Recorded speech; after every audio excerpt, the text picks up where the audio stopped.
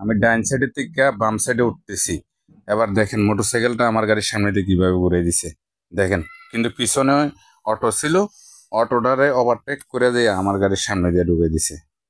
তো ভাই, আপনারা এখন যদি গাড়ির সাথে বলতেন যে সে মদ খেয়ে গাড়িটারে বাজাই দিছে, তো এই ভাই মোটরসাইকেলে বাজলে পাবলিকে এসে আবার আমার গাড়ি ভাঙতো, গ্যারাজ ভাঙতো, আমাকে মারধর করতো। তবে একটা ড্রাইভারে গাড়ি চালা যে এই চিন্তা ভাবনা করে গাড়ি চালায় রোডের মধ্যে। তো ভাই একটা কথা চিন্তা করবেন, ড্রাইভার পারতে কোনোদিন একটা ব্যাঙও মারবে না রাস্তার উপরে। এটা চিন্তা করবেন। তো ভালো থাকবেন, সুস্থ থাকবেন। আল্লাহ হাফেজ। আসসালামু আলাইকুম।